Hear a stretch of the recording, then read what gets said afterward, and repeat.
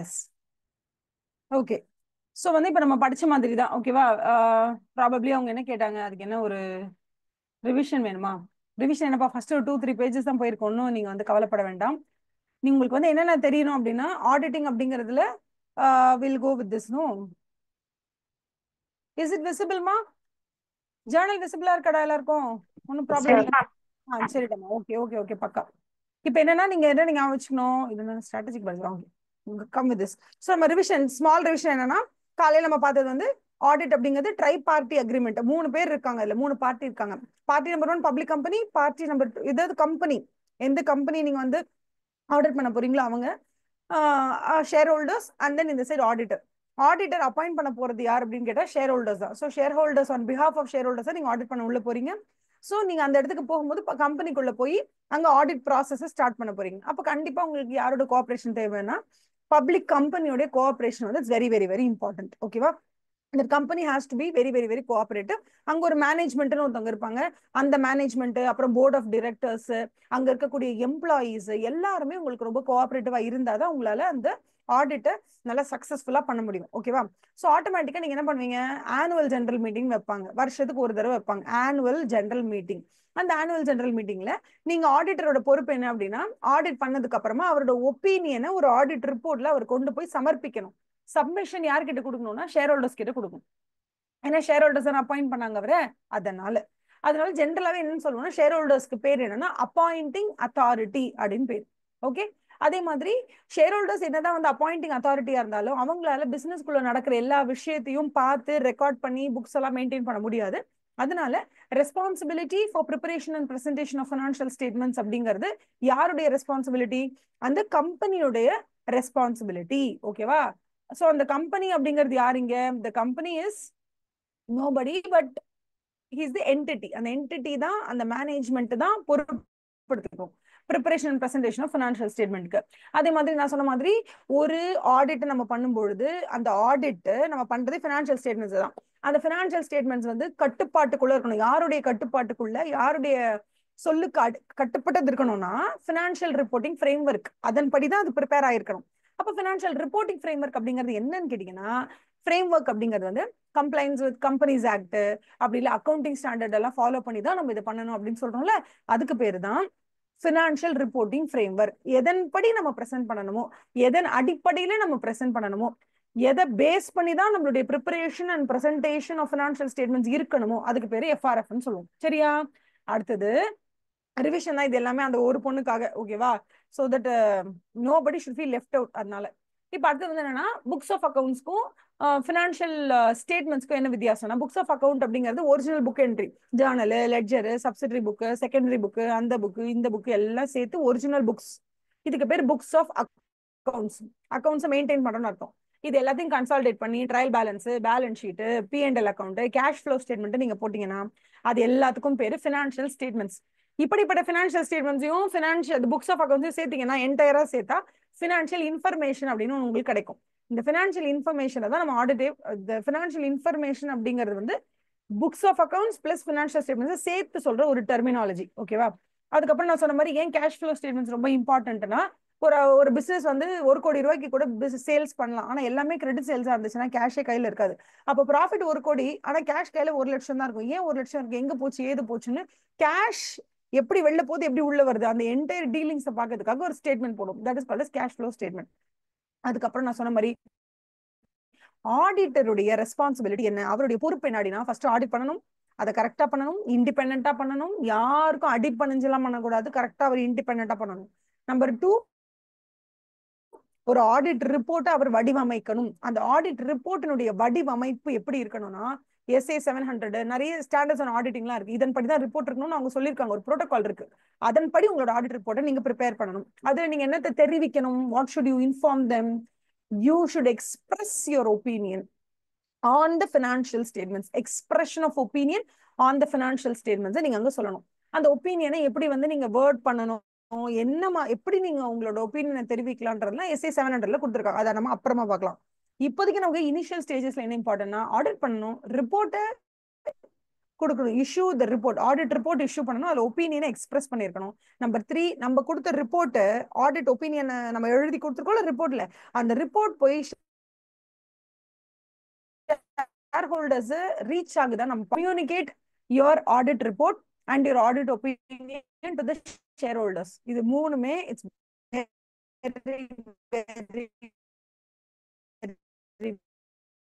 Very important. புரியுதா? அப்படின்னு கேக்குறோம். ஏன்னா நம்மள வந்து என்னன்னா, நம்ம ஃபர்ஸ்ட் பார்த்தது மீனிங் ஆஃப் தி ஆடிட். ஆடிட்ன்றது மீனிங் பார்த்தோம். அப்ப நம்ம என்ன படிச்சோம்? ஆடிட் அப்படிங்கிறது இட்ஸ் லைக் இண்டிபெண்டன்ட் எக்ஸாமினேஷன் அப்படின்னு படிச்சோம்ல. I'll show you the PDF so that உங்களுக்கு ஈஸியா புரியும். Audit is an independent examination. Audit is an independent examination of financial information of any entity, whether profit oriented or not, irrespective of its legal, I mean, irrespective of size or legal form. அது எந்த சைஸா இருந்தாலும் பரவாயில்ல, அதுல என்ன legal ஃபார்மேட்ல இருந்தாலும் பரவாயில்ல. Which means அது பார்ட்னர்ஷிப் ஃபார்மா இருக்கலாம், ப்ராஃபிட் இன்ஸ்டிடியூஷனா இருக்கலாம், இல்ல என்ஜிஓவா இருக்கலாம், ட்ரஸ்டா இருக்கலாம், சேரிட்டியா இருக்கலாம், யாரா இருந்தாலும் பரவாயில்ல. Audit is applicable. அவங்க நினைச்சாங்கன்னா அவங்க பண்ணிக்கலாம், ஆடிட் பண்ணிக்கலாம், தப்பே கிடையாது. irrespective of the size or legal structure. when such an examination, எப்படி பண்ணணும், எந்த மோட்டிவ்ல பண்ணணும், when such an examination is conducted with a view to expressing an opinion thereon. நீங்க ஆடிட் பண்றதுடைய முழு பலன் எப்ப கிடைக்கும்? எக்ஸ்பிரஷன் ஆஃப் ஒப்பீனியன் அப்பதான் கிடைக்கும். அப்ப when such an examination is conducted with a view to expressing an opinion thereon. அதுக்கப்புறம் என்ன சொல்லிருக்கோம்? இண்டிபெண்டன்ட் எக்ஸாமினேஷனா என்ன, அதுல இம்பார்ட்டன்டான கீவேர்ட்ஸ் எல்லாம் என்னன்னு சொல்லிருக்கோம். இண்டிபெண்டன்ஸ் நம்ம சொன்ன மாதிரி தான். இந்த வேர்ட்ஸ் எல்லாம் நம்ம ஞாபகம் வச்சுக்கிறோம். என்னென்ன words? Judgment of a person, ஓகேவா? Subordinate, wishes and directions of the person. அதுக்கப்புறம் independent of the entity, independent of the appointing authority. அதுக்கப்புறம் here you have the word called as influence. யாருடைய இன்ஃப்ளூயன்ஸ் கீழே நம்ம இருக்கக்கூடாது, யாருக்கும் அடி பண்ணிட்டு சபார்டினேட்டாக இருக்கக்கூடாது. நம்மளோட ஒப்பீனியன் அப்ஜெக்டிவா இருக்கணும், சப்ஜெக்டிவா இருக்கக்கூடாது. சப்ஜெக்டிவ்னா ஒருத்தர் ஒரு மாதிரி யோசிப்பாங்க, அந்த மாதிரி. அது சப்ஜெக்டிவ். அப்ஜெக்டிவ்னா கரெக்டானதை மட்டும் செய்யணும், நேர்த்தியா செய்யணும், பெர்ஃபெக்டா. இப்படி எப்படி டீவியேட் ஆகக்கூடாது, கரெக்டா இருக்கணும். That is called as objective. So நீங்க உங்களோட ஆடிட் அப்படிங்கிறது இண்டிபெண்டா அப்ஜெக்டிவா இருக்கணும். எந்த பயஸும் இருக்கக்கூடாது. பயஸ் மீன்ஸ் இவங்களுக்கு சாதகமா செஞ்சு கொடுக்கலாமா, அவங்களுக்கு சாதகமா செஞ்சு கொடுத்தா கமிஷன் கிடைக்குமா, அந்த மாதிரிலாம் பண்ணக்கூடாது. இதுல முடிச்சுட்டுமா? அது நான் சொன்ன மாதிரி நீங்க என்ஜிஓக்கு ஆடிட் பண்ணா ஓகேவா, ட்ரஸ்ட்டுக்கு ஆடிட் பண்ணா, யாருக்கு வேணாலும் ஆடிட் பண்ணலாம். அது ஸ்மாலா இருக்கலாம், மீடியமா இருக்கலாம், லார்ஜா இருக்கலாம், பார்ட்னர்ஷிப்பா இருக்கலாம், பிரைவேட் கம்பெனியா இருக்கலாம், ட்ரஸ்டா இருக்கலாம், என்ஜிஓவா இருக்கலாம், இல்ல ப்ராஃபிட் இன்ஸ்டிடியூஷனா இருக்கலாம், யாருக்கு வேணா நீங்க ஆடிட் பண்ணலாம். ஓகே, இது ஒண்ணு. அதுக்கப்புறமா நீங்க பாத்தீங்கன்னா இதுதான் வந்தோம் இல்லையா, கரெக்டா இங்கதான் நின்னோம் நம்ம. So understand that. இதுல என்ன அண்டர்ஸ்டாண்டிங் நீங்க பண்ணணும்? What is the understanding that is required here? Understand that the preparation and presentation of financial statements யாருடைய பொறுப்பு? மேனேஜ்மெண்டோட பொறுப்பு.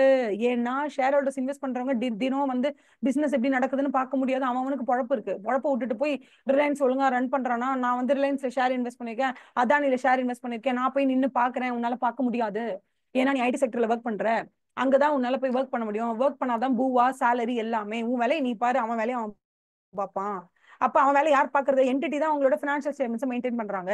அவங்க தீர்க்கமா கரெக்டா மெயின்டைன் பண்றாங்களான்னு செக் பண்ண வேண்டிய பொறுப்பை ஷேர் ஹோல்டர்ஸ் ஆடிட்டருக்கு கொடுத்துருவாங்க. அப்ப பினான்சியல் ஸ்டேட்மெண்ட்ஸ் சொல்லக்கூடிய financial statements and financial information சொல்லக்கூடிய புக்ஸ் ஆஃப் அக்கௌண்ட்ஸா இருக்கலாம், இல்ல ஃபைனான்சியல் ஸ்டேட்மெண்ட்ஸா இருக்கலாம், இது ப்ரிப்பேர் பண்ண வேண்டிய பொறுப்பு யாருக்குன்னா மேனேஜ்மெண்ட்டுக்கு மட்டும்தான் இருக்கு. Understand that the preparation and presentation of financial statements of an entity is the responsibility of the management of the entity. இந்த இடத்துல இம்பார்ட்டன்டான கீவேர்டு உங்களுக்கு என்னன்னு நீங்க படிக்கணும் தெரியுமா? மேனேஜ்மெண்ட்ங்கிற வார்த்தை இங்க ரொம்ப இம்பார்ட்டன்ட். MANAGEMENT மேனேஜ்மெண்ட் அப்படிங்கிற வார்த்தை it is very very very important. ஏன்னா மேனேஜ்மெண்ட்ங்கிறது யாரு? அந்த கம்பெனிஸ் மேனேஜ்மெண்ட், ஓகேவா? அந்த கம்பெனிய வழி நடத்தக்கூடியவங்க. Okay, those people are called as management. அவங்களுக்கு இன்னொரு பேரும் இருக்கு, என்னன்னா TCWG அப்படின்னு சொல்லுவோம். TCWG யார்? இந்த TCWG those charged with governance. யார் இந்த those charged with governance பாத்தீங்கன்னா ஜென்ரலா பிசினஸ் ரன் பண்ணக்கூடிய பொறுப்பு மேனேஜ்மெண்ட் கிட்ட தான்ப்பா இருக்கும். ஆனா இந்த மேனேஜ்மெண்ட்டையே ஓவர்சி பண்ணக்கூடிய அத்தாரிட்டி சில பேருக்கு இருக்கும், ஒரு 4 பேருக்கு இருக்கும். ஃபார் எக்ஸாம்பிள் இப்போ வந்து அந்த ரிலையன்ஸ் ஜியோ இருக்குல்ல, அந்த ஜியோ சினிமான்னு இருக்குல்ல, ஜியோ சினிமா அப்படின்ற ஒரு ஆப் இருக்கு. அப்புறம் டிஸ்னி பிளஸ் ஹாட் ஸ்டார் இருந்தது. இந்த 2 கம்பெனி சேர்ந்து இப்ப என்ன தெரியுமா ஆயிடுச்சு, ஜியோ ஸ்டார் அப்படின்னு ஆயிடுச்சு, கம்பெனியா மாறிடுச்சு. ஜியோ ஸ்டார்னு சொல்லிட்டு 2 பேரும் சேர்ந்துட்டாங்க. அதாவது ஜியோ சினிமாவும் டிஸ்னி பிளஸ் ஹாட் ஸ்டார் 2 பேரும் ஒன்னா சேர்ந்து ஜியோ ஸ்டார் அப்படின்னு மாறிட்டாங்க. இதுல சேர் பர்சன் யாருன்னு நினைக்கிறீங்க? நீதா அம்பானி. நீதா அம்பானிக்கு அப்படியே எல்லாம் தெரியுமா பிசினஸ் பத்தி ரன் பண்றதுக்கோ? அவங்க ஒரு சேர் பர்சன், அவ்வளவுதான். நான் பணம் போட்டிருக்கேன், நான் இங்க இருப்பேன், அதான் சேர் பர்சன். ஓகே. ஆனா பிசினஸோட இன் அண்ட் அவுட் தெரிஞ்சவங்க யாராவது ஒருத்தர் அந்த இடத்துல இருக்கணும்ல, அப்போ அவங்கள வந்து வைஸ் சேர்மனா அப்பாயிண்ட் பண்ணுவாங்க. இந்த மாதிரி board of members, board directors, அவங்க எக்ஸிக்யூட்டிவ், அது இது லொட்டு நிறைய பேர் இருப்பாங்க. இவங்க எல்லாம் என்ன பண்ணுவாங்கன்னா, அந்த என்டிட்டியில வேலை பார்க்கக்கூடிய accounts officer, chief accounts officer, இவங்க எல்லாம் ஒழுங்கா வேலை பார்க்கறாங்களான்னு அவங்கள நிர்வாகம் பண்ணுவாங்க. அதுக்கு பேர் தான் கவர்னன்ஸ், நிர்வாகம் பண்றது. How to you govern them? அவங்களை எப்படி நீங்க ப்ராப்பரா கவர்ன் பண்றீங்களா அது. அப்ப தோஸ் சார்ஜ்டு வித் கவர்னன்ஸ் அப்படிங்கிறவங்க மேனேஜ்மெண்ட்டுக்கும் மேல். மேனேஜ்மெண்ட்னு ஒருத்தர் இருப்பாங்க. இந்த மேனேஜ்மெண்ட்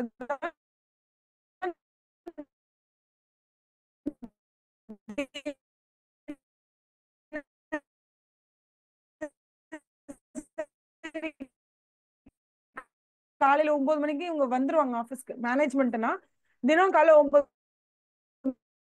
மணிக்கு ஆபீஸ் வந்துருவாங்க.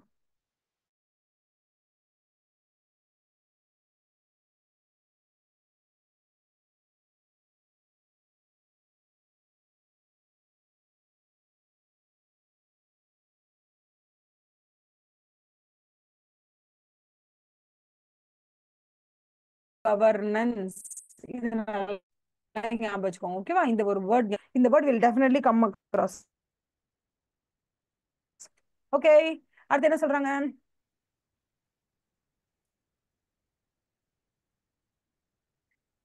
இதுல என்ன சொல்றாங்க? In doing so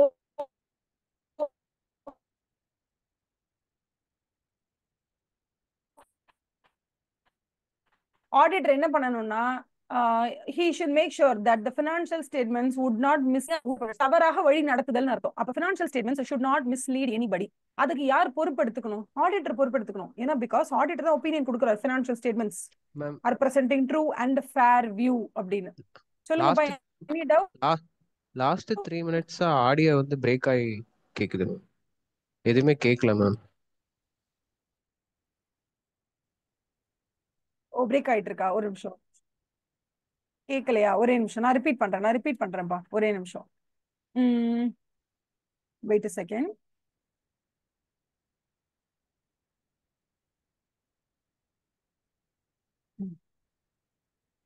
okay. So நம்ம என்ன ஞாபகம் வச்சுக்கணும்னா, TCWGன்னு ஒரு ஹெட் இருக்காங்க. வந்து to those charged with governance. இந்த தோஸ் சார்ஜ் வித் கவர்னன்ஸ் யார் அப்படின்னா, தினாலும் வேலைக்கு வர மாட்டாங்க, எல்லா நாளும் வேலைக்கெல்லாம் வர மாட்டாங்க, எப்பயாவது வருவாங்க. வரும்போது அவங்க கீழே இருக்கிறவங்க கரெக்டா வேலை பாக்குறாங்களான்னு பாப்பாங்க. சோ 2 பேர் இருப்பாங்க, 2 டீம் இருக்கும். ஒரு டீமுக்கு பேர் வந்து மேனேஜ்மெண்ட்னு பேர். அவங்க டெய்லி காலையில 9 o'clock வந்துருவாங்க, வந்து பிசினஸ் பாப்பாங்க, ரன் பண்ணுவாங்க, எல்லாமே பண்ணுவாங்க. சரியா? பட் நல்லா ஞாபகம் வச்சுக்கோங்க, இந்த மேனேஜ்மெண்ட்ங்கிறவங்க தினசரி வேலை பார்த்துக்கிட்டே இருக்காங்க. Day to day operations, sales, purchase, marketing என்ன பண்றது, அட்வர்டைஸ்மெண்ட் என்ன பண்றது, என்ன ஏதுன்றது அவங்க பார்த்துட்டே இருப்பாங்க. But to those charged with governance, TCWGன்னு சொல்லுவோம். தோஸ் சார்ஜ்டு வித் கவர்னன்ஸ் சொல்லுவோம் இல்லையா? இந்த those charged, please don't scribble anything on the screen. Okay, make sure you don't scribble anything on the screen.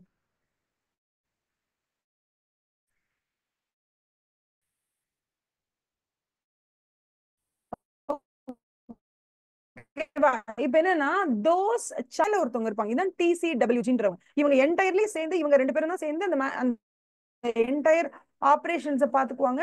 அந்த ஆபரேஷன்ஸ் ஃபினான்ஷியல் ஸ்டேட்மென்ட்டா மாத்திப்பாங்க. சரியா?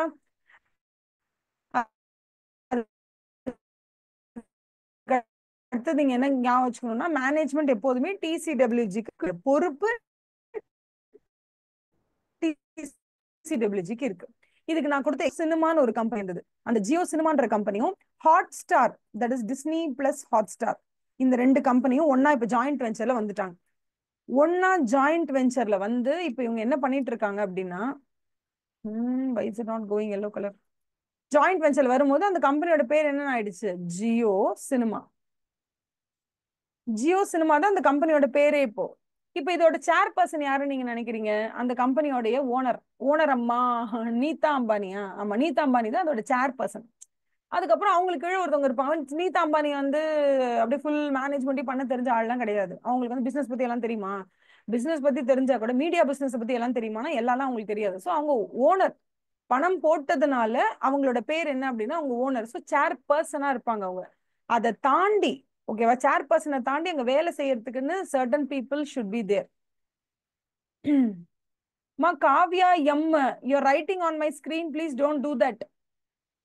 Wait a second, I'll do one thing. Just wait for a minute, okay?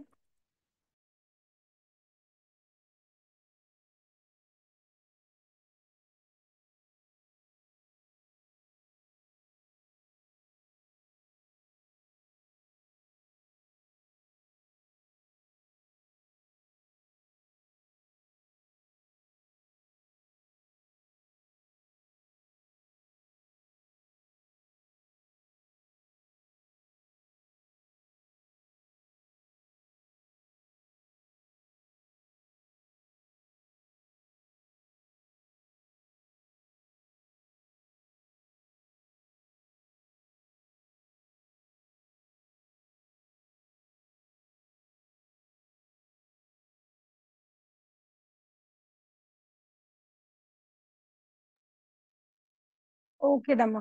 I have changed it. Okay. Now, so basically they're talking about என்ன பத்தி பேசிட்டு இருந்தோம் நம்ம? இங்கதான் ஜேர்னல்ல பேசிட்டு இருந்தோம் இல்லையா? Where is my journal? Journal ஒரே நிமிஷம், ஷேரிங்ல ரெண்டுமே இருக்கான்னு பார்த்து கொள்கிறேன். எஸ் இருக்கு. Okay, so Jio cinema and Disney plus Hotstar இவங்க ரெண்டு பேரும் சேர்ந்து என்ன பண்ணியிருந்தாங்க? They came to joint venture. அதுல அந்த சேர் பர்சனை யார் இருக்கா அப்படின்னு பார்த்தா நீதா அம்பானி தான் இருக்காங்க. பிகாஸ் அவங்க தான் ஓனர், அவங்க தான் இருப்பாங்க. அவங்களுக்கு கீழே வந்து வைஸ் சேர் பர்சன் அப்படின்னு ஒருத்தர் இருப்பார். அவர் தான் உமேஷ் சங்கரா யாரோ ஒருத்தர். அவர் வந்து he knows better about media business. இந்த என்டையர் 100 டிவி சேனல் இருக்குமா இப்ப அந்த ஜியோ சினிமாவும் டிஸ்னி பிளஸ் ஹாட்ஸ்டார் சேர்ந்தனால 100 டிவி சேனல், பயங்கரமான ஓடிடி பிளாட்ஃபார்ம் எல்லாம் ஒன்னா சேர்ந்து பயங்கர ஒரு ஜைஜாண்டிக் ஃபிகரா இருக்காங்க. இந்த என்டையர் நிறுவனத்தை வந்து மேனேஜ் பண்ணணும்னா நீதா அம்பானிக்கு கொஞ்சம் கஷ்டம். அதனால இருந்தாலும் அவங்க ஓனர்ன்றதுனால அவங்க சேர் பர்சனா இருப்பாங்க. அதுக்கு கீழே மற்ற ஆட்கள்லாம் இருப்பாங்க. ஸோ இந்த டாப் லெவல்ல யோசிச்சு இன்டெலெக்சுவல் பீப்புள், திங்க் டேங்க்னு சொல்லுவோம். இவங்க எல்லாம் டாப்ல டிசிடபிள்யூஜில இருப்பாங்க. Those charge with governance. அதுக்கு கீழே வேலையை அலோகேட் பண்ணி கொடுத்துறாங்க. அந்த வேலையை செய்ய வேண்டிய பொறுப்புல மேனேஜ்மெண்ட் இருக்கும். ஸோ மேனேஜ்மெண்ட்டுக்கு மேலதான் டிசிடபிள்யூஜி. இது மட்டும் நீங்க என்ன ஞாபகம் தெரியுமா? மேனேஜ்மெண்ட்னு ஒண்ணு இருக்கும்பா. Sorry, management. ஓகேவா? இந்த மேனேஜ்மெண்ட்ங்கிறவங்களுக்கு மேல டிசிடபிள்யூஜி இருப்பாங்க. இது மட்டும் நீங்க யோசிச்சா போதும். ஓகேவா? அடுத்தது வந்து we have this one. அதே மாதிரி வந்து இதுல ஜஸ்ட் ரிமெம்பர் ஃபினான்ஷியல் ஸ்டேட்மெண்ட்ஸ் வந்து ஷுட் நாட் மிஸ்லீட். இது ஞாபகம் வச்சுக்கணும், நம்ம வந்து மிஸ்லீடிங்கா இருக்கக்கூடாது அப்படின்னு. ஓகேவா? மிஸ்லீடிங்கா இருக்கக்கூடாதுன்றது ரொம்ப இம்பார்ட்டன்ட். அதுக்கப்புறம் வந்து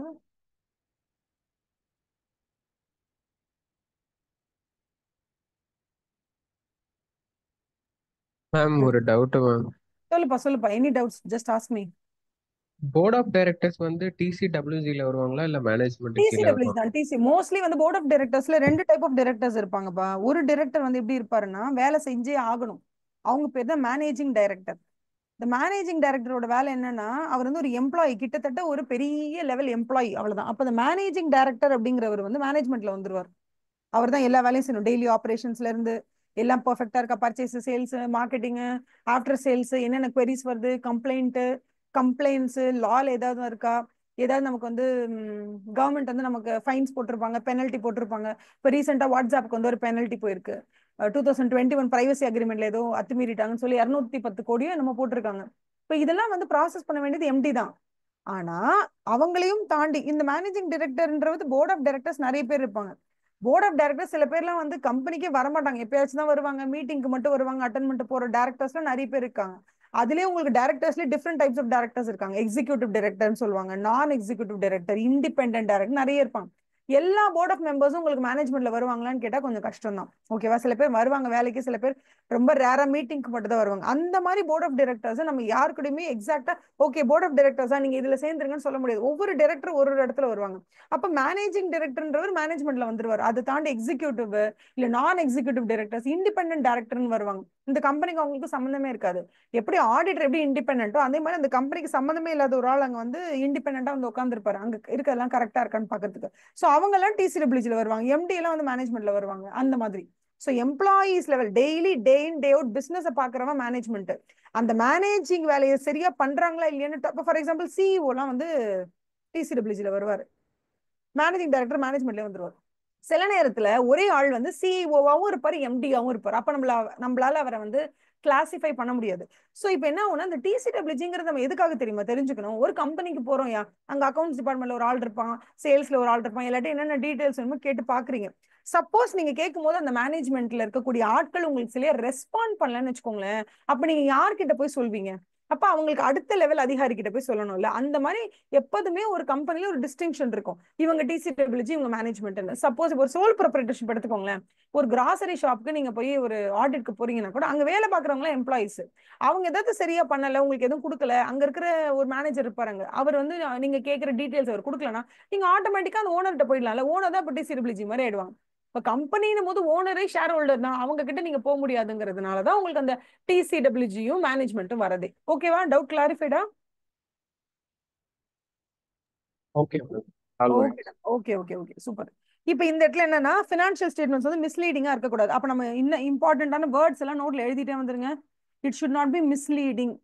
அது நம்ம எழுதும் போது நமக்கு என்ன தோணும்னா the financial statements should be correct, it should not be portrayed in a different way, bad way அப்பலாம் வரும். அந்த மாதிரி வார்த்தையே வரக்கூடாது. the financial statements வந்து should not be misleading, அது மட்டும் தான் இருக்கணும் வார்த்தை. மிஸ்லீடிங்ன்ற வேர்ட் எழுதிக்கோங்க.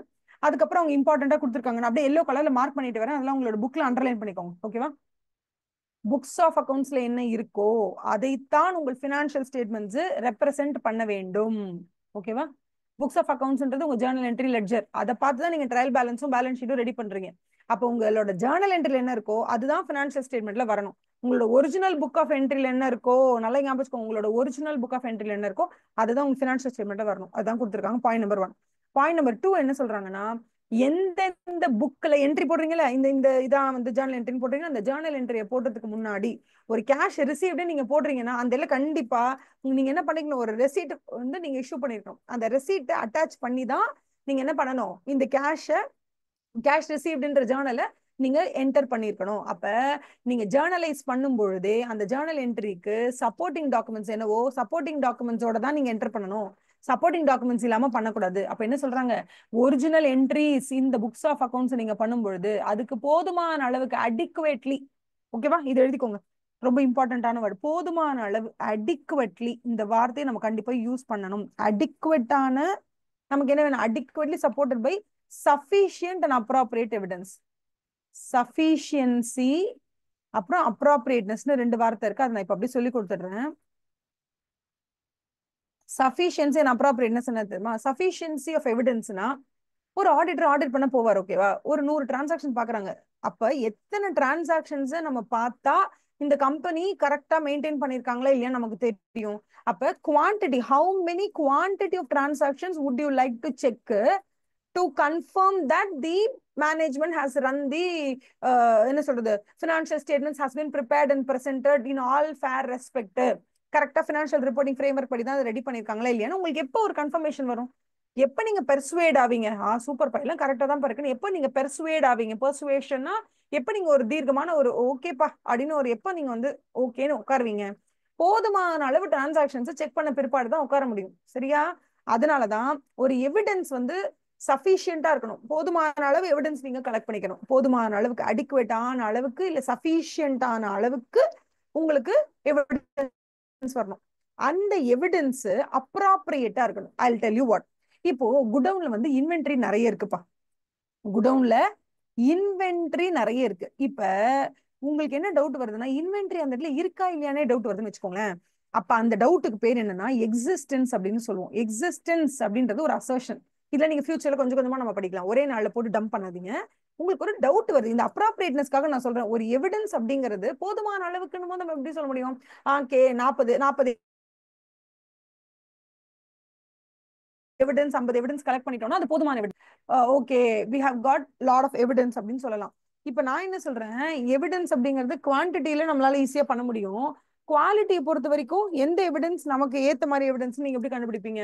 அதுக்கு தான் இப்ப நான் சொல்ல போற எக்ஸாம்பிள் நல்லா ஞாபகம் வச்சுக்கோங்க. நீங்க இன்வென்ட்ரியை செக் பண்ண போறீங்க. இன்வென்ட்ரி உங்களுக்கு என்ன டவுட் வருதுன்னா, நிஜமாவே இப்படி ஒரு வேர் ஹவுஸ் அவனுக்கு இருக்கா, அந்த வேர் ஹவுஸ்ல நிஜமாவே 1000 மூட்டை அரிசி வச்சிருக்கானான்னு உனக்கு ஒரு டவுட்னு வச்சுக்கோங்களேன். அப்ப உங்களோட டவுட் என்னன்னா அது இருக்கா இல்லையான்னு உங்களுக்கு டவுட் புரியுதா? அந்த டைம்ல உங்ககிட்ட 2 எவிடன்ஸ் வருது. எவிடன்ஸ் நம்பர் 1, நீங்க அந்த பொருளை வாங்கினதுக்கான பர்ச்சேஸ் நீங்க பர்ச்சேஸ் பண்ணிருப்பீங்கல்ல, அதுக்கு பர்ச்சேஸ் இன்வாய்ஸ் யாராவது இஷ்யூ பண்ணிருப்பாங்கல்ல, அதுக்கு நீங்க பே பண்ண ரசீது இருக்கும்ல, ரெசிட் இருக்கும்ல, கேஷ் பே பண்ணது, அந்த மாதிரி பேப்பர்ஸ் எல்லாத்தையும் கொண்டு வந்து உங்ககிட்ட கொடுக்குறாங்க. All the papers or documents or supporting evidences எல்லாத்தையும் உங்ககிட்ட கொண்டு வந்து கொடுக்குறாங்க. ஆனால் அதை பார்த்தாலும் கூட உங்களுக்கு சரி இதெல்லாம் வாங்கியிருக்கீங்க, அதாவது whether you have bought or not, அதாவது நீங்க இந்த பொருளை 1000 அரிசி மூட்டைய வாங்குனீங்களா இல்லையாங்கிறது என் டவுட் கிடையாது. நீங்க வாங்கியிருக்கீங்கன்னு வச்சுப்போம். அதாவது ஆகப்பட்டது பர்ச்சேஸ்ன்றது நடந்திருக்குன்னு வச்சுப்போம். ஆனா அந்த நீங்க பர்ச்சேஸ் பண்ண அந்த 1000 மூட்டை அரிசி இன்னமும் குடவுன்ல இருக்கான்னு எனக்கு டவுட். அப்ப உங்க டவுட் என்னன்னா உள்ள இன்வென்ட்ரி இருக்கா இல்லையான்னு. அப்ப இன்வென்ட்ரி இருக்கா இல்லையான்றதுக்கு எந்த எவிடன்ஸ் உங்களுக்கு ஹெல்ப்ஃபுல்லா இருக்கும்? பர்ச்சேஸ்க்கான என்டையர் இன்வாய்ஸோ இல்ல ரசீதோ உங்ககிட்ட இருந்துச்சுன்னா இந்த இன்வாய்ஸ் வந்து உங்களுக்கு ஹெல்ப் பண்ணுமா? உங்களோட டவுட்டை பூர்த்தி பண்ணிடுமா? டவுட்டை clear பண்ணிடுமா? will your doubt be clarified if you see the purchase invoice? ஆகாது. எப்ப தெரியுமா ஆகும்? நேரடியா போய் குடவுன்ல பார்த்துட்டு இன்வென்ட்ரி இருக்கான்னு செக் பண்ணாதான் உங்க டவுட் கிளாரிஃபை ஆகும். அப்ப உங்க டவுட் எப்படிப்பட்ட டவுட்டோ அந்த டவுட்டுக்கு ஏத்த மாதிரி தான் சப்போர்ட்டிங் டாக்குமெண்ட்ஸ் வேணும், அதுக்கேத்த மாதிரி எவிடன்ஸ் வேணும். உனக்கு அங்க உனக்கு அந்த இடத்துல இன்வென்ட்ரிங்கிற ஒண்ணு குடவுன் இருக்கானே டவுட்டா இருக்குன்னா நீ இன்வென்ட்ரி இருக்கான்னு போய் பார்த்தா தானே உனக்கு கிளாரிஃபை ஆகும். இல்ல சிசிடிவிலயாவது பாரு, அங்க 1000 மூட்டை அடிக்க வச்சிருக்காங்களான்னு போய் எண்ணி பாரு. நேர்ல போய் பார்த்தாதான் உனக்கு வந்து கன்ஃபர்மேஷன் கிடைக்கும்னா நேர்ல போய் பார்க்கிறதுக்கு பேரு அப்ராப்ரியேட் எவிடன்ஸ். அப்ப எவிடன்ஸ் எப்படி இருக்கணும்? அடிக்குவட்டான எவிடன்ஸ் இருக்கணும். அந்த அடிக்குவசி எப்படி சொல்லியிருக்காங்க? Sufficient and appropriate. போதுமான அளவு எவிடன்ஸும் வேணும், அதே மாதிரி அப்ராப்ரியேட்டா இருக்கணும் அந்த எவிடன்ஸ். எனக்கு அங்க இன்வென்ட்ரி இல்லையா இருக்கா இல்லையான்னு டவுட். அப்ப இன்வென்ட்ரி இருக்கா இல்லையா நான் கேட்டுட்டு இருக்கேன், நீ பாட்டு கொண்டு வந்து பர்ச்சேஸ் இன்வாய்ஸ் கொடுக்குற. இதை பார்த்தா எனக்கு எதாவது தெரியுமா? நீ வாங்கியிருக்கேன்னு நான் நம்புறேன்யா. ஓகே நீ வாங்கியிருக்க, வாங்கினது குடோன்ல வச்சிருக்கே, வேற யாருக்கும் வித்துட்டியா பிளாக்ல, எனக்கு எப்படி தெரியும்? நான் இருக்கா இல்லையான்னு தான் எனக்கு டவுட்னா, இருக்கா இல்லையாங்கிற டவுட்டை கிளாரிஃபை பண்றதுக்கு நமக்கு தேவையான எவிடன்ஸ் என்னன்னா அந்த இடத்துல நம்ம போய் செக் பண்றதுதான் பிசிக்கல் வெரிஃபிகேஷன். அதைத்தான் நம்ம பண்ணி ஆகணும். இல்ல வர்ச்சுவல் வெரிஃபிகேஷன் பண்ணுங்க, அந்த சிசிடிவி போட சொல்லுங்க. அங்க இருக்கிற சிசிடிவியோட லைவ் டெலிகாஸ்ட் நீங்க பாருங்க. அந்த இடத்துல இருக்கிறவன் யாரையாவது ஒருத்தன் அங்க இருக்கிற எம்ப்ளாயி கிட்ட சொல்லி அங்க இருக்கிற ஒரு மூட்டையா இங்க இருக்கிற மூட்டை அந்த பக்கம் எடுத்து போட்டு கவுண்ட் பண்ண சொல்லு. அவன் கவுண்ட் பண்ற ப்ராசஸ் நீ பாரு. இதுதான் அப்ராப்ரியேட் எவிடன்ஸே தவிர பர்ச்சேஸ் இன்வாய்ஸ் இருக்கு அதான் நான் சொல்லிட்டோம்ல வாங்கியிருக்கோம் ப்ரூவ் பண்றோம்ல, அப்புறம் என்ன நீங்க அங்க இருக்கு நான் கேட்கறேன், நான் நல்லா சொல்றது புரியுதா? அப்ராப்ரியேட் எவிடன்ஸ்னா இருக்காங்கிற கேள்விக்கு நான் வாங்கியிருக்கேன்னு சொல்லக்கூடாது, வாங்கியிருக்கிறதுக்கான ரசீது இருக்காங்கிற டவுட்டுக்கு பதில் ஆகாது. அப்ப எந்த டவுட்டுக்கு எந்த எவிடன்ஸ் மேட்ச் பண்ணணுமோ அதுக்கு பேரு தான் அப்ராப்ரியேட்னஸ். அப்ப நான் வந்து உங்க ஒரு கம்பெனில இந்த டிரான்சாக்ஷன்ஸ் நடந்திருக்கு எப்படி இருக்கேன்னு இதுன்னு நம்ம பார்க்கணும். போதுமான அளவு டிரான்சாக்ஷன்ஸ் நான் செக் பண்ணி போதுமான அளவுக்கு எவிடன்ஸ் நான் கலெக்ட் பண்றேன்னா, நிறைய எவிடன்ஸ் கலெக்ட் பண்றேன்னா, அப்ப குவான்டிட்டி ஆஃப் த எவிடன்ஸ் அப்படிங்கிறது சஃபிஷியன்சிமா, குவாலிட்டி ஆஃப் த எவிடன்ஸ் அப்படிங்கிறது அப்ராப்ரியேட்னஸ். எதை தேடுகிறேனோ அந்த தேடுதலுக்கு ஏத்த மாதிரி எனக்கு பதில் வேணும், அது அப்ராப்ரியேட்னஸ் அப்படின்னு சொல்லுவோம். ஓகேவா? இது வந்து வெரி இம்பார்ட்டன்ட். நமக்கு வந்து இது ரெண்டுமே வந்து வெரி வெரி இம்பார்ட்டன்ட். இதுக்கு அடுத்தது வந்து நம்ம என்ன பண்ண போறோம், புக்ஸ் ஆஃப் அக்கவுண்ட்ஸ்ல இருக்க ஒரு என்ட்ரி கூட ஃபைனலா நீங்க பேலன்ஸ் ஷீட்டை கம்பைல் பண்ணும்போது மிஸ் பண்ணக்கூடாது. புக்ஸ் ஆஃப் அக்கவுண்ட்ஸ்ல 318 என்ட்ரி இருக்குன்னா 318 என்ட்ரியும் பேலன்ஸ் ஷீட்ல ரெப்ளிகேட் ஆகணும். 318 என்ட்ரியும் பேலன்ஸ் ஷீட் அண்ட் P&L ப்ரிப்பரேஷன்ல வந்தாகணும். ஒண்ணு கூட ஒமிஷன் இருக்கக்கூடாது. அப்ப நல்லா ஞாபகம் வச்சுக்கோங்க, 2 புது வார்த்தை நீங்க கத்துக்கிட்டீங்க. ஒண்ணு, எதையும் ஒமிட் பண்ணாதீங்க. Don't omit anything, omission should not happen. அதே மாதிரி அடுத்த வார்த்தை நீங்க என்ன கத்துக்கிறீங்க இந்த இடத்துல? நெக்ஸ்ட் வேர்ட் என்னன்னா compilation. What is meant by compilation? Compilation என்ன தெரியுமா? கம்பைலேஷன்னா புக்ஸ் ஆஃப் அக்கவுண்ட்ஸ் உங்ககிட்ட கொடுத்துட்டு, ஓகேவா, உங்ககிட்ட கொடுக்க மாட்டாங்க. புக்ஸ் ஆஃப் அக்கவுண்ட்ஸ் இருக்கும் பேசிக்கா ஜேர்னல் லெட்ஜர் இருக்கும். அதுல இருந்து P&L அப்புறம் பேலன்ஸ் ஷீட் இதெல்லாம் ரெடி பண்றாங்கல்ல, இந்த ப்ராசஸ்க்கு பேரு கம்பைலேஷன். நல்லா ஞாபகம் வச்சுக்கோங்க, இந்த ப்ராசஸ்க்கு பேரு என்ன? கம்பைலேஷன். அப்ப புக்ஸ் ஆஃப் அக்கவுண்ட்ஸ்ல இருந்து P&L பேலன்ஸ் ஷீட்டும் ப்ரிப்பேர் பண்றதுக்கு பேரு கம்பைலேஷன். அப்படியாக ஒரு மேனேஜ்மெண்ட் அவங்களுடைய புக்ஸ் ஆஃப் அக்கவுண்ட்ஸ் வந்து P&L பேலன்ஸ் ஷீட்டை கம்பைல் பண்ணும் பொழுது எந்த ஒரு என்ட்ரியை கூட ஒமிட் பண்ணக்கூடாது, ஒமிஷன் இருக்கக்கூடாது. அதே மாதிரி உங்களுடைய பினான்சியல் ஸ்டேட்மெண்ட்ஸை நீங்கள் பிரசன்ட் செய்யும் பொழுது அதில் இருக்கக்கூடிய பினான்சியல் இன்ஃபர்மேஷன் ஆகப்பட்டது, அதாவது அந்த பினான்சியல் ஸ்டேட்மெண்ட் மூலயமா நீங்க என்ன சொல்ல வரீங்களோ, என்னென்னலாம் நீங்க சொல்ல வரீங்களோ, all the information that you want to put out, எல்லாம் நீங்க என்னென்னலாம் வந்து புட் அப், என்னென்ன சொல்ல போறீங்களோ அந்த எல்லா இன்ஃபர்மேஷனுமே எப்படி இருக்கணும்னா அப்படியே ரொம்ப கிளியரா இருக்கணும், தெளிவா இருக்கணும், எந்த குழப்பமும் இருக்கக்கூடாது. கிளியர் அண்ட் அன்ஆம்பிகுவஸ் அப்படின்னு சொல்லுவாங்க. ஆம்பிகுவிட்டினா குழப்பம், குழப்பவாதின்னு அர்த்தம். ஆம்பிகுவிட்டி அப்படின்னா குழப்பம்னு அர்த்தம். அன்ஆம்பிகுவஸ், அன்ஆம்பிகுவஸ்னா குழப்பமற்ற தெளிவான இன்ஃபர்மேஷன் கொடுக்கப்பட வேண்டும். அப்ப இன்ஃபர்மேஷன் எப்படி இருக்கணும்பா? Clear and அன்ஆம்பிகுவஸ். அதுக்கடுத்து என்ன சொல்றாங்க? பினான்சியல் ஸ்டேட்மெண்ட்டில் இருக்கக்கூடிய இன்ஃபர்மேஷனை ப்ராப்பரான கிளாசிபிகேஷன் வேண்டும். நான் இந்த வேர்ட்ஸ் எழுதிடுறேன், அப்பதான் உங்களுக்கு சொல்லி கொடுக்க எனக்கு ஈஸியா இருக்கும். நீங்களும் நான் எழுத எழுத எழுத கூடவே எழுதிட்டு வாங்க. கிளாசிபிகேஷன், டிஸ்கிரிப்ஷன், அதுக்கப்புறம் என்ன கொடுத்துருக்காங்க? டிஸ்க்ளோஷர். அப்ப ஒரு அக்கவுண்டிங் ஸ்டாண்டர்ட் எப்படி உங்களை ஒரு விஷயத்தை பிரசன்ட் பண்ண சொல்லுதோ அதுக்கேத்த மாதிரி classification, description and disclosure is very important. கிளாசிபிகேஷனா ஒரு செலவை பண்ணிருக்கீங்க, அந்த செலவு வந்து சில டைம் சொல்லுவாங்கல்ல ரெவென்யூ எக்ஸ்பெண்டிச்சர், கேபிட்டல் எக்ஸ்பெண்டிச்சர், கேபெக்ஸ்ன்னு சொல்லுவாங்க. இது என்ன கேபெக்ஸா இல்ல ரெவென்யூ எக்ஸ்பெண்டிச்சரான்னு கேட்பாங்க. ரெவென்யூனா ரெவென்யூவா பிரிங்க, கேபெக்ஸ்னா தான் கேபெக்ஸ்ல போடணும். அப்ப அந்த மாதிரி ஒரு இன்ஃபர்மேஷன் நம்ம கொடுத்துருக்கோம்னா அந்த இன்ஃபர்மேஷன் கிளியரா அன்ஆம்பிகுவஸா இருக்கணும். ஓகே. பிளஸ் அந்த பினான்சியல் ஸ்டேட்மெண்ட்ஸ் எப்படி இருக்கணும்னா அதுல இருக்க ஒவ்வொரு இன்ஃபர்மேஷனும் ப்ராப்பர் கிளாசிபிகேஷனா இருக்கும். கேபெக்ஸ்னா கேபெக்ஸ்ல போடு, ரெவென்யூனா ரெவென்யூல போடு. Description should be perfect. ஒரு ஒரு இன்ஃபர்மேஷன் என்னவா நீங்க டிஸ்கிரைப் பண்றீங்கன்றது ரொம்ப இம்பார்ட்டன்ட். அதே மாதிரி நீங்க ஒரு 4 மெத்தட் கொடுத்துருக்காங்க, எந்த மெத்தட் வேணா சூஸ் பண்ணிக்கலாம்னா அதுல நீங்க ஒரு மெத்தட் சூஸ் பண்ணிருக்கீங்கன்னா அதை நீங்க டிஸ்க்ளோஸ் பண்ணுங்க. This is the method we have chosen, இது இப்படிதான் பண்ணிருக்கோம். டிஸ்க்ளோஷர் ஆஸ்பெக்ட்லாம் இருக்கு. அப்ப அக்கௌண்டிங் ஸ்டாண்டர்ட்ல சொல்லுவாங்க நீங்க எந்த அக்கௌண்டிங் பாலிசி சூஸ் பண்ணிக்கீங்கன்னு டிஸ்க்ளோஸ் பண்ணுங்க. நீங்க என்னென்னலாம் அக்கௌண்டிங் பாலிசியை யூஸ் பண்ணி இந்த பினான்சியல் ஸ்டேட்மெண்ட்டை பிரசென்ட் பண்ணிருக்கீங்களோ அதை டிஸ்க்ளோஸ் பண்ணுங்கன்னு சொல்லுவாங்க. அப்ப அக்கௌண்டிங் ஸ்டாண்டர்ட்ல உங்ககிட்ட கேட்கக்கூடியது 3 தான். உங்களோட என்ட்ரிஸை ப்ராப்பரா கிளாஸிஃபை பண்ணுங்க, டிஸ்கிரிப்ஷனை ப்ராப்பரா கொடுங்க, டிஸ்க்ளோஷர் ப்ராப்பரா கொடுங்க. இந்த 3 வார்த்தையும் ரொம்ப ரொம்ப ரொம்ப இம்பார்ட்டன்ட். ஓகேவா? அடுத்து நம்ம என்ன பண்ண போறோம்? Statement of accounts present true and fair வியூவான்னு பாருங்கோ. அது என்ன ட்ரூ அண்ட் ஃபேர் வியூ? இந்த ட்ரூ அண்ட் ஃபேர் வியூ நான் இப்ப சொல்லி கொடுத்துடுறேன், ஏன்னா அது நமக்கு ரொம்ப யூஸ்ஃபுல்லா இருக்கும். Full and full true and fair வியூனா என்னன்னு பார்த்துலாம். ஆல்ரெடி உங்களுக்கு தெரிஞ்சிருக்க நிறைய வாய்ப்பு இருக்கு, இருந்தால் என் திருப்திக்கு நான் ஒரு தடவை சொல்லிக்கிறேன். What do you mean by true and fair view? ட்ரூனா என்ன?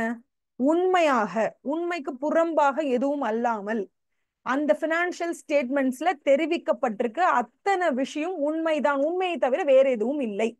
அதுதான் இது, உண்மையை தவிர வேற எதுவும் இல்லை. ட்ரூனா ட்ரூ தான். ஃபால்ஸ் ஸ்டேட்மெண்ட்ஸ் எதுவும் இருக்கக்கூடாது, பொய்யான விவகாரம் அதுல எதுவும் இருக்கக்கூடாது. இதுதான் ட்ரூக்கு மீனிங். அப்புறம் இந்த ஃபேர் வியூ.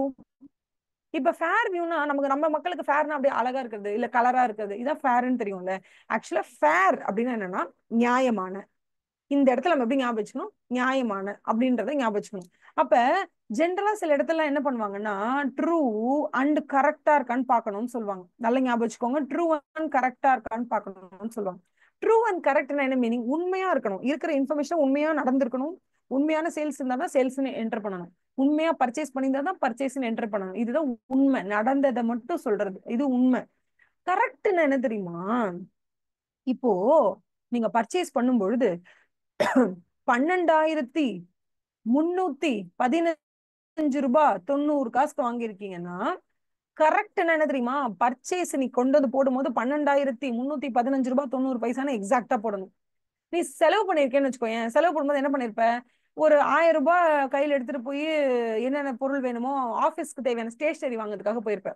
நீ அன்னைக்கு போயிட்டு வரும்போது ஷேர் ஆட்டோல போயிருப்ப, அங்க ஆட்டோல போயிருப்ப, எல்லாம் வந்திருப்ப. ஆனா எக்ஸாக்டா உனக்கு கணக்கு தெரியாது. இப்ப நீ என்ன பண்ணிடுவேன்னா ப்ராபப்ளி ஒரு 700 ரூபாய் தான் நீங்க ஆஃபீஸோட ஸ்டேஷனரிக்காக ஸ்பெண்ட் பண்ணிருப்பீங்க. அப்புறம் கிளம்பி போன ஒரு ஆட்டோக்காக கொஞ்சம் ரெடி பண்ணிருப்பாரு. அவர் என்ன பண்ணுவார்? ரவுண்ட் ஆஃபா 1000 rupees ஃபார் ஆஃபீஸ் சப்ளைஸ்ன்னு போட்டுருவார். இது உண்மையா? ஓகே, உண்மைதான். ஆனா கரெக்டா ஃபிகர் இது. 1000 ரூபாய் பென்சில் வாங்குனீங்களா? 1000 ரூபாய்க்கு பென்சிலும் பேனாவும் ஸ்கேலும் இருக்கா? இல்ல இல்ல. அந்த இடத்துல கொஞ்சம் கொஞ்சம் அப்படி இப்படி இருக்குல்ல.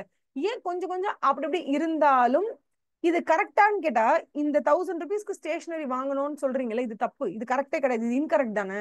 ஏன் இது இன்கரெக்ட்? ஏன்னா அந்த டீவியேஷன் அந்த இடத்துல இருக்கு.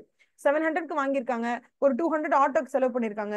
இப்ப இந்த 200 கொண்டு போய் நான் டிரான்ஸ்போர்ட்ல தான் போடுவேன், 700 தான் கொண்டு போய் நான் வந்து ஸ்டேஷனரியில போடுவேன்னு சண்டை போடாம, இது ஒரு சல்பி மேட்டர் ஒன்லி அப்படின்னு சொல்லிட்டு 1000 ருபீஸ் நீங்க ஆஃபீஸ்ல போட்டுட்டீங்கன்னா, ஆஃபீஸ் எக்யூப்மெண்ட் இல்ல ஆஃபீஸோட ஸ்டேஷனரின்னு போட்டுறீங்கல்ல, இதனால இது என்ன ஆயிடுன்னா, ட்ரூ அண்ட் கரெக்ட்னு ஒருத்தர் சொல்லும் போது பின் பாயிண்ட் ஒரு பைசா மிஸ்டேக் இருக்காது.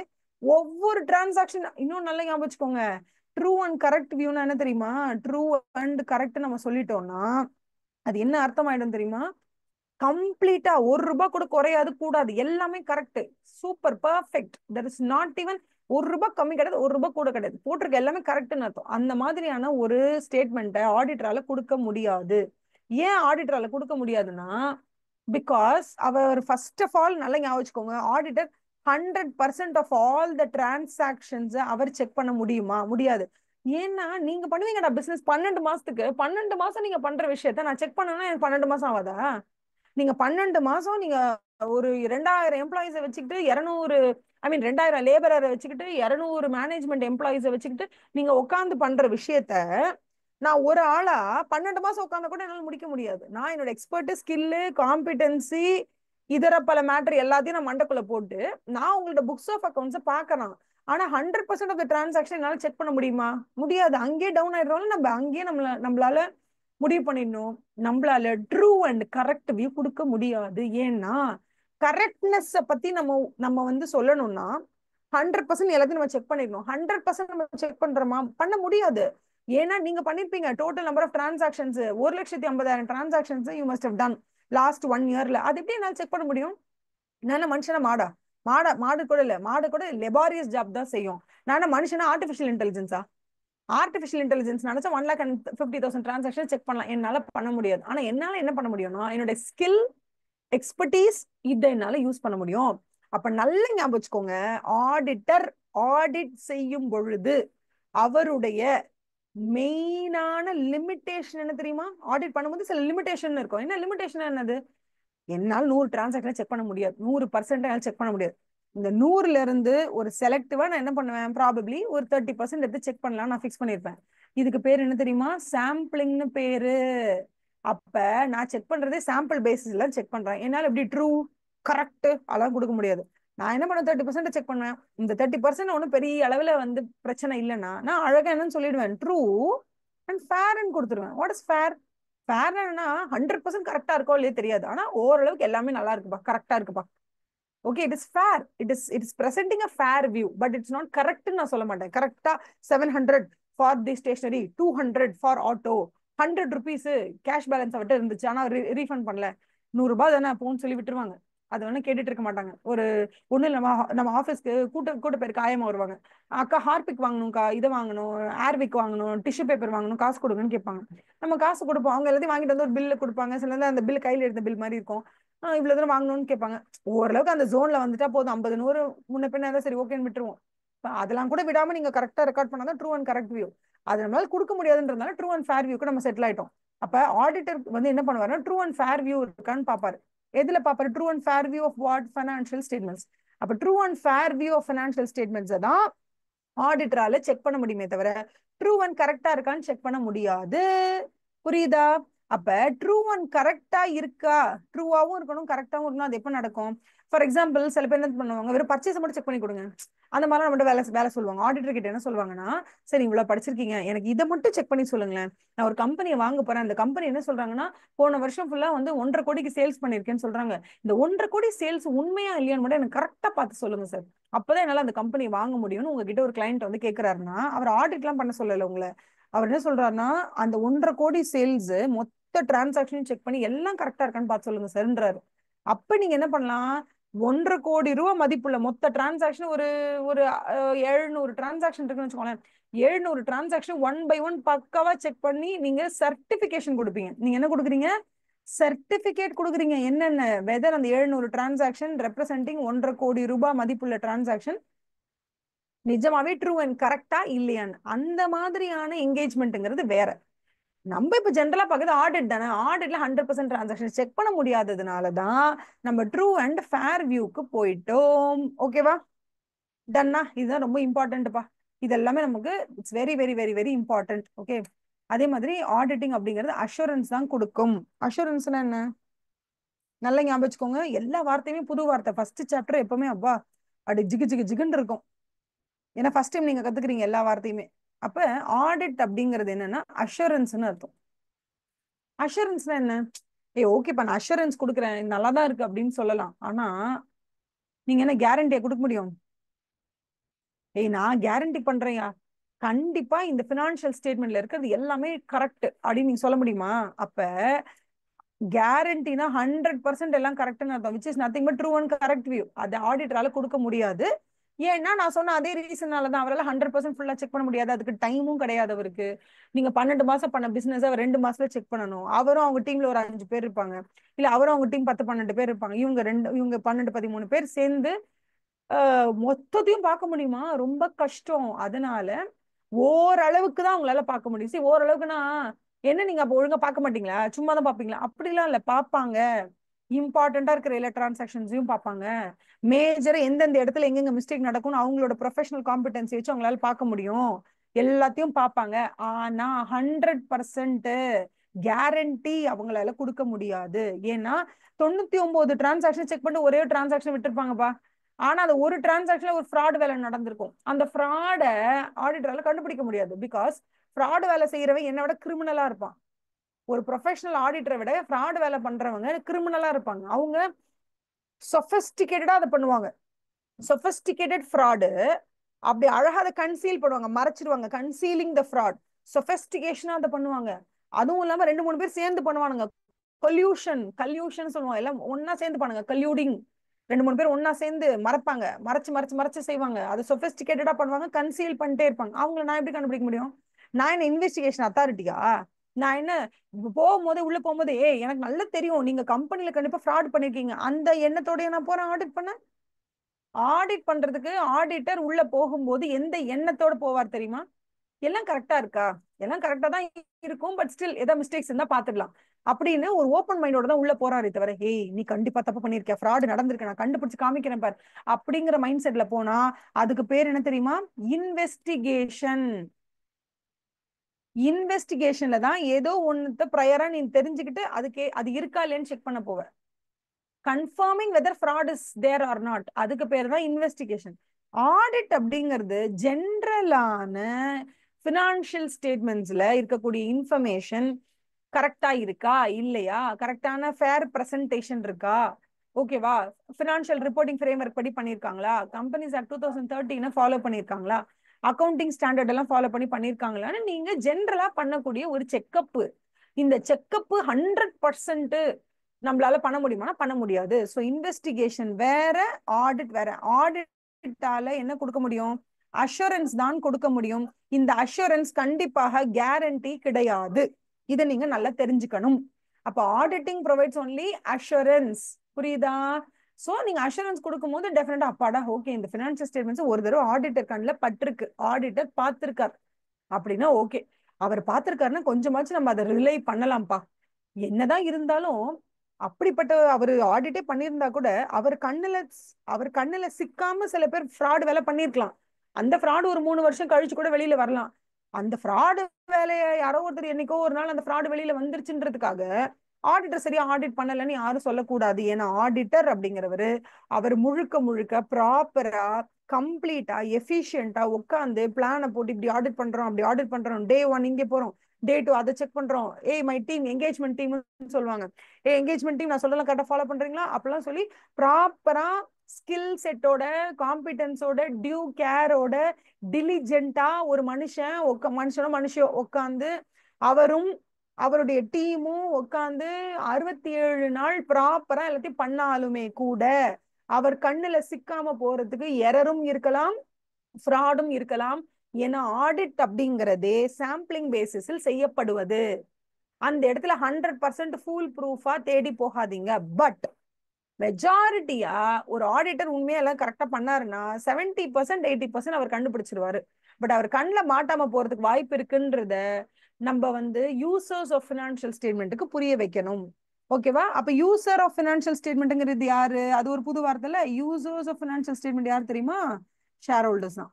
Share holders. கவர்மெண்ட் கூட யூஸ் பண்ணல ஃபினான்ஷியல் ஸ்டேட்மெண்ட்ஸ். நம்மளோட ஃபினான்ஷியல் ஸ்டேட்மெண்ட்ஸ் நம்ம ரிலீஸ் பண்றோம்னா, ஆடிட் பண்ண ஃபினான்ஷியல் ஸ்டேட்மெண்ட் ரிலீஸ் பண்றோம்னா அது கவர்மெண்ட் கூட பார்க்கும், ஜென்ரல் பப்ளிக் பார்ப்பாங்க, வேற யாராவது பொட்டன்ஷியலா இன்வெஸ்ட் பண்ணணும்னு நினைக்கிற இன்வெஸ்டர் பார்ப்பான், யார் வேணா பார்ப்பாங்க. இவங்க எல்லாருக்கும் காமனான பேர் என்னன்னா user are users of financial ஸ்டேட்மெண்ட்டோ. ஓகேவா? இந்த யூசர்ஸ் ஆஃப் ஃபினான்ஷியல் ஸ்டேட்மெண்ட் இருக்காங்களே, ஓகேவா, இந்த யூசர்ஸ் ஆஃப் ஃபினான்ஷியல் ஸ்டேட்மெண்ட் இது ஒரு யூசர்ஸ் ஆஃப் ஃபினான்ஷியல் ஸ்டேட்மெண்ட்டுக்கு போதுமான அளவு கான்ஃபிடன்ஸ் கொடுக்குற அளவுக்கு ஆடிட் பண்ணப்பட்டிருக்கும். ஆனா அது அஷூரன்ஸ் தான், கேரண்டி கிடையாது. ஓகேவா? டெஃபினட்டா அதை வச்சு ஒரு கிரெடிபிலிட்டி வரும். அப்பாடா இது ஆடிட்டரே பார்த்த ஃபினான்ஷியல் ஸ்டேட்மெண்ட் பா, அப்ப கிரெடிபிள் தான். கிரெடிபிள்னா நம்பிக்கை மிக்க, நம்பிக்கைக்கு உரிய அப்படின்னு அர்த்தம். கிரெடிபிள், நம்பலாம்பா இது அப்படின்னு அர்த்தம். ஓகேவா? அடுத்தது வந்து இது டெஃபினட்டா ஆடிட்டட் ஃபினான்ஷியல் ஸ்டேட்மெண்ட் அப்படிங்கிறது டெஃபினட்டா எல்லாருக்கும் ஒரு கான்ஃபிடன்ஸ் கொடுக்கும். Confidence to the users of financial statement. இது வரைக்கும் ஏதாவது டவுட் இருக்காமா? Any doubts do you have? நம்ம என்ன பண்ணிருக்கோம்? மீனிங் அண்ட் நேச்சர் ஆஃப் ஆடிட்டிங்கை முடித்து விட்டோம். அதுக்கு அடுத்த ஹெட்டிங் எங்கே போகிறோம்? Interdisciplinary nature of auditing. இது ஒரு மொக்க டாபிக். இது வந்து ஒன்றும் பெரிய மேட்டரே கிடையாது. ஒரு ஆடிட்டர் வந்து ஆடிட்டிங்கை பத்தி மட்டும் தெரிஞ்சுக்கிட்டா போதாது, அவருக்கு அக்கௌண்ட்ஸ் தெரிஞ்சுக்கணும். ஏன்னா அக்கௌண்டிங் எப்படி இருக்குன்னு புரியணும், டெபிட் கிரெடிட் புரியணும். அதுக்கப்புறம் வந்து ஃபினான்ஷியல் ஸ்டேட்மெண்ட்ஸ் வந்து அக்கௌண்டிங் ஸ்டாண்டர்ட் படி தான் நீங்க ப்ரெசென்ட் பண்ணணும்னா அது தெரிஞ்சிருக்கணும் டெஃபினட்டா. அப்ப அக்கௌண்டிங் ஸ்டாண்டர்ட் தெரிஞ்சிருக்கணும், அக்கௌண்ட்ஸ் தெரிஞ்சிருக்கணும், ஆடிட் தெரிஞ்சிருக்கணும். அப்புறம் கம்பெனிஸ் ஆக்ட் 2013 படி தான் எல்லாத்தையும் நம்ம அப்ளை பண்ணணும்னா கம்பெனிஸ் ஆக்ட் தெரிஞ்சிருக்கணும், விச் மீன்ஸ் லா தெரிஞ்சிருக்கணும். அப்ப இன்கம் டாக்ஸ் ஆக்ட் படி டெப்ரிசியேஷன் எவ்வளவு ப்ரொவைட் பண்ணலாம், என்ன ஏது அதெல்லாம் தெரியணும்னா இன்கம் டாக்ஸ் ஆக்ட் தெரிஞ்சிருக்கணும். அதுக்கப்புறம் ஜென்ரலாவே நீங்க ஆடிட் பண்ண போகும்போது எக்கனாமிக்ஸ் தெரிஞ்சிருக்கணும். ஏன்னா என்னடா இது ஐடி செக்டர்ல எல்லாரும் 20-30% ப்ராஃபிட் கோட் பண்றாங்க, ஏன்னா இவன் மட்டும் லாஸ்ங்கிறான், என்னமோ மிஸ்டேக்கா இருக்கு. அப்ப ஜென்ரலான கண்ட்ரியோட போக்கு எப்படி இருக்கு, ஜென்ரலா எக்கானமி பூம்ல இருக்கா டிப்ரெஷன்ல இருக்கா, இதெல்லாம் தெரிஞ்சா அதை வச்சு உங்களுக்கு ஆடிட் பண்றதுக்கு எலிஜிபிலிட்டி நிறைய வரும், நிறைய உங்களுக்கு ஈஸியா இருக்கும். அப்ப எக்கனாமிக்ஸ் தெரியணும், மேத்தமெட்டிக்ஸ் தெரியணும், ஏன்னா சாம்பிளிங் எல்லாமே ஸ்டாட்டிஸ்டிக்ஸ் தான். ஸ்டாட்டிஸ்டிக்ஸ் தெரியணும், மேக்ஸ் தெரியணும், ஆடிட் தெரியணும், அக்கௌண்டிங் தெரியணும், எக்கனாமிக்ஸ் தெரியணும், வேற என்ன பாருக்கு, லா தெரியணும். இது எல்லாத்தையும் சேர்ந்து கரைச்சு குடிச்சிட்டு தான் ஆடிட்டரா வரணும். அதனால தானே நம்ம ஆடிட்டர் ஆகிறதுக்கு என்னெல்லாம் படிக்கிறோம்? ஐடி படிக்கிறோம், இன்ஃபர்மேஷன் டெக்னாலஜி படிக்கிறோம், ஸ்ட்ராட்டஜிக் மேனேஜ்மெண்ட் படிக்கிறோம், சம்மந்தமே இல்லாம எல்லாத்தையும் படிக்கிறோம்ல. ஆனா நமக்கு அது சம்மந்தம் இல்லைன்னு சொல்லக்கூடாது. ஓகேவா? இட் இஸ் ஆல் சம்மந்தப்படுத்திஃபைடு, that is called as interdisciplinary. டிசிப்ளின்றது வந்து ஒரு சப்ஜெக்ட் சொல்லுவாங்க. எக்கனாமிக்ஸ் இஸ் டிசிப்ளின் ஒரு டிபார்ட்மெண்ட் மாதிரி. ஸோ இன்டர் டிசிப்ளினரி எல்லாம் சேர்ந்து கரைச்சு குடிச்சாதான் நம்மளால ஆடிட்டர் ஆக முடியும்னு சொல்றாங்க. மற்றபடி எனக்கு தெரிஞ்சு ஒன்றும் நீங்க பெருசா கான்சென்ட்ரேட் பண்ண வேண்டாம். எம்சிக்யூஓ அல்லது பெருசா வந்து ஒன்றும் கொஸ்டின்ஸ் வராது. ஓகேவா? ஸோ சும்மா வேணா இந்த ப்ளூ கலர் டப்பா மட்டும் படிச்சுக்கோங்க, அவ்வளவுதான். இது நீங்களே படிச்சா புரியும். அக்கௌண்ட்ஸ் அண்ட் ஆடிட்டிங் என்ன அதுல சொல்லுவாங்க, which are nothing but result of overall accounting process. Law ஏன் படிக்கணும்? Good knowledge of business. Economics ஏன் படிக்கணும்? ஓவரால் எக்கனாமிக் என்வாயன்மெண்ட் தெரியணுமா. அப்புறம் வேற என்ன? பிஹேவியரல் சயின்ஸ் தெரியணும். அப்பதான் மத்தவங்க எப்படி பிஹேவ் பண்றாங்க, அவங்க பொய் சொல்றாங்களா, உண்மை சொல்றாங்களா, கண்ணை உருட்டுறாங்களா, பயப்படுறாங்களா, ஸ்வெட் ஆகுதா, அதெல்லாம் தெரியுமா. அப்புறம் ஸ்டாட்டிஸ்டிக்ஸ் தெரியணும், ஏன்னா சாம்பிளிங் எல்லாமே வந்து மேக்ஸ் தான். அப்புறம் அந்த கம்பெனிக்குள்ள இருக்கக்கூடிய சாஃப்ட்வேர் என்ன யூஸ் பண்றாங்க, டேட்டா ப்ராசஸிங் எப்படி பண்றாங்க. இப்போ ஃபார் எக்ஸாம்பிள் ஒரு கம்பெனில 2000 பேர் வேலை செய்வாங்க. காலை 9 மணிக்குள்ள உள்ள போய் லைன்ல உட்காந்து ப்ரொடக்ஷன் ஸ்டார்ட் பண்ணி ஆகணும் கார்மெண்ட் இண்டஸ்ட்ரியில. அப்ப கார்மெண்ட்னா இது துணி இல்ல லெதர் இண்டஸ்ட்ரியில எங்க நம்ம போய் உள்ள போய் ப்ராசஸ் ஸ்டார்ட் 9 மணிக்கு வேலை ஆரம்பிக்கிறாங்க. 9 மணிக்கு வேலை ஆரம்பிக்கணும்னா எல்லாரும் உள்ள கடன் வந்தாகணும். 2000 பேர் அட் அ டைம்ல வேலையை ஸ்டார்ட் பண்ணணும்னா எப்படி எல்லாரும் அட்டெண்டன்ஸ் மார்க் பண்ணுவாங்க? போய் நோட்ல எழுதி வச்சு போக முடியுமா? ரொம்ப லேட் ஆகும். ஒரு 9:15 வருவான், வந்துட்டு 8:55 வந்துட்டேன்னு எழுதுவான். இதெல்லாம் ஸ்டாப் பண்றதுக்காக என்ன பண்ணுவாங்கன்னா, உள்ள வரும்போது எல்லாரும் வந்து இங்க பஞ்ச் பண்ணுங்க, அந்த இடத்துல ஒரு கைரேகை பயோமெட்ரிக் சிஸ்டம் இருக்கும். அந்த பயோமெட்ரிக் சிஸ்டம்ல நீங்க வச்சுட்டு நீங்க உள்ள போயிட்டே இருக்கணும். ஐயோ 2000 பேர் இருக்காங்க, ஒரே ஒரு பயோமெட்ரிக் சிஸ்டம் வச்சா எல்லாரும் வந்து 2000 பேர் வந்து வெயிட் பண்றதுக்கே 10 மினிட்ஸ் ஆயிடும் லைன்ல. அந்த 10 மினிட்ஸ்ல 9 மணி தாண்டிடும், பிரச்சனை, தேவையில்லாத பிரச்சனை வரும். அப்ப என்ன பண்ணணும்?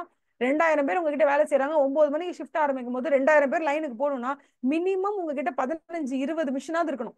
கடன் வருவாங்க, எல்லாம் வைப்பாங்க. ஒரு செகண்ட் தான் ஒருத்தருக்கு. அப்போ ஒரு மிஷின்ல ஒரு 1 மினிட்ல ஒரு 60 பேர் வராங்கன்னா உங்ககிட்ட 20 மிஷின் இருக்கு அப்படின்னா டெஃபினட்டா உங்களால வந்து 1200 பேர் கூட உங்களால பஞ்ச் பண்ண முடியும் ஒரு ½ an hourக்குள்ள. அந்த அளவுக்கு கேப்பபிலிட்டி இருக்கணும். இதெல்லாம் கரெக்டா இருக்கா இல்லைன்னு பாக்கிறதுக்கு உங்களுக்கு என்ன தெரியணும்? அந்த கம்பெனில டேட்டானா என்னமா டேட்டா பெரிய என்னமா டேட்டா காலையில எல்லாம் 2000 பேரும் கரெக்டா 9 மணிக்குள்ள எத்தனை பேர் வந்தாங்க, 9 மணிக்கு அப்புறம் எத்தனை பேர் வந்தாங்க, இதுவே ஒரு டேட்டா தான். இந்த டேட்டாவை அவங்க எப்படி ப்ராசஸ் பண்றாங்க, லேட்டா வந்தவங்களுக்கு என்ன பெனல்ட்டி, லேட்டா வந்தவங்களுக்கு சம்பளத்தை பிடிக்கிறாங்களா, என்ன ஏது, இது எல்லாமே டேட்டா தாமா. இந்த டேட்டாவை எப்படி ப்ராசஸ் பண்றாங்கன்றது எனக்கு தெரியணும் ஆடிட்டருக்கு, அப்பதான் என்னால ஆடிட்டே பண்ண முடியும். சரியா? அப்புறம் எஃப்எம் ஃபினான்ஷியல் மேனேஜ்மெண்ட், வெளியில வந்து இன்ட்ரெஸ்ட் ரேட்லாம் எப்படி இருக்கு, எவ்வளவு கடன் வாங்கலாம், நம்ம பிசினஸ்க்கு தேவையான பணத்தை வந்து ஷேர் கேபிட்டலா கொடுக்கலாமா, இல்ல டிபென்ச்சரா கொடுக்கலாமா, இல்ல பேங்க் கிட்ட கடன் வாங்கிக்கலாமா, இதெல்லாம் ஃபினான்ஷியல் மேனேஜ்மெண்ட்ல வந்துடும். அப்புறம் அந்த கம்பெனி எப்படி ப்ரொடியூஸ் பண்றாங்க, அவங்க ப்ரொடக்ஷன் டெக்னிக்ஸ் என்ன, இது எனக்கு தெரிஞ்சாதான் என்னால அவங்க என்ன பண்றாங்க, அவங்க கரெக்டா இருக்காங்களா இல்லையான்னு என்னால யூகிக்க முடியும். ஸோ அவங்க production methodology, data processing, FM, இதெல்லாமே ரொம்ப இம்பார்ட்டன்ட். இது டோட்டலி அன்இம்பார்ட்டன்ட், இது ரொம்பலாம் நீங்க கவனிக்க வேணாம். ஜஸ்ட் ஒரு தடவை அப்படி அப்படி இப்படி பார்த்துட்டீங்கன்னா போதும். ஓகேவா? இதுக்கப்புறம் we are entering into objectives of audit. ஓகேவா? Just take 2 minutes break. நான் அப்படியே லைன்லயே இருக்கேன், நீங்க ஒரு 2 minutes அப்படி ரிலாக்ஸ் பண்ணிட்டு வாங்க. objectives of audit ஸ்டார்ட் பண்ணிடலாம். சரியா?